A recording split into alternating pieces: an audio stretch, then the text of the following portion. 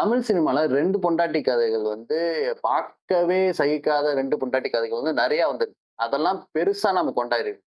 ஏன் super star ரஜினிகாந்தே வீரா படத்துல நடிச்சிருக்காரு. அது கிளைமாக்ஸ்லாம் லைக் 2 பேரும் போட்டி போட்டுக்கிட்டு சேவகம் பண்ற மாரிலாம் இருக்கு. அதுக்கப்புறம் பாட்டாளியில சரத்குமார் தேவயானி ஆல்ரெடி கர்ப்பமா இருக்கான்னு தெரிஞ்சும் ரம்யா கிருஷ்ணன் ஃபர்ஸ்ட் நைட் ரூமுக்கு தள்ளி விடுவாங்க. நான் அனுபவிச்சத நீனும் அனுபவி அப்படின்ட்டு. இதெல்லாம் பார்த்து, அத பத்தி ஒரு வார்த்தை கூட நம்ம பேசாம, ஏன்னா அது ஆணுக்குன்னா ஒரு சட்டம், பெண்ணுக்குன்னா ஒரு சட்டம். பெண்ணுக்கு தனக்கு புடிச்ச ஒரு வாழ்க்கைய தேர்ந்தெடுக்கிறது கூட அவ்ளோ போராட வேண்டியதா இருக்கு. என்ன மிஞ்சி மிஞ்சி போனா தனக்கு புடிச்ச ஒருத்தவங்க கூட வாழணும்னு இவ நெனச்சுட்டா. அத கூட இவங்களால பொறுத்துக்க முடியல. நமக்கும் இந்த ஹோல் மூவியா டூட் மேல சில விமர்சனங்கள் இருக்கத்தான் செய்யுது.